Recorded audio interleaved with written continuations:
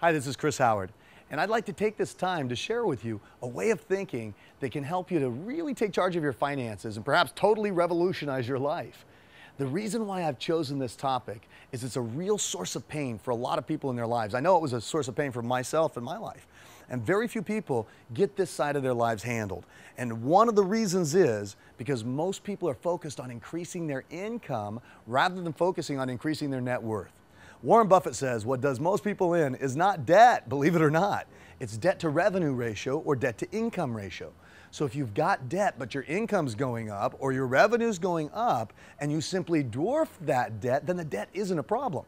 But if you've got debt and the income or the revenue is going down, then there's definitely something wrong. So one of the things that you can do to make sure that you're taking things in the right direction is to set specific financial goals aside from your career goals. And one way to think about it is to think of it in stages, right? So the first stage you can call financial stability. Financial stability means that you have 2 to 3 months of living expenses in a savings account and enough money to cover your basic insurance. Now, this should be separate from the money you need to run your business or your day-to-day life, because as you're growing your business and your life, you'll still know that your personal financial needs are taken care of in the case of emergency. The second stage could be financial security. So, the way I define financial security is enough capital invested at a return of 8%. And the reason why I use that number is because that's doable. If you look at the return on the stock market, if you look at the market overall as a whole for the past several years, 8% is a doable return to get.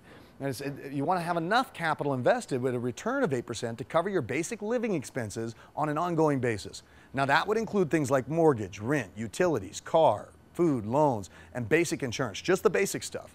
So if you were to hit that goal, you're then living off the proceeds of the capital, and you've got your money working for you rather than you working for money. Now the third stage or goal that you can set financially is how to have financial freedom. This is what everybody wants, right?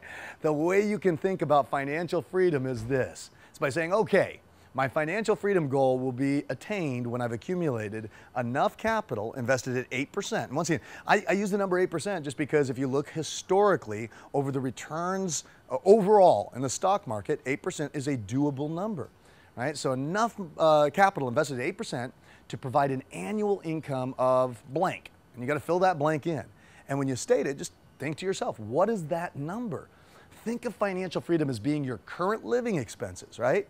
So if you were to look at your current living expenses, multiply them by 12 for 12 months of the year, you'd have to have enough capital invested with an 8% return where that return in and of itself would actually cover your yearly expenses. Then the fourth and final goal could be financial opulence. This is where we cash in, right? So financial opulence means that you have enough capital invested at 8% to live the life of your dreams. You know, this is your dream home. This is the second home on the beach. This is your island. This is your airplane without ever having to work again. So you can state it this way.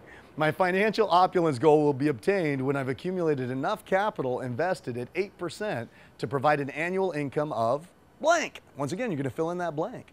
Now, when you start thinking in this way, you got to fill in that blank, right? When you start thinking in this way, it helps you to put structure in your life financially. And when you set these clear-cut financial goals and you execute your plan, you're on the path to not only financial freedom, but ultimately to opulence in your life.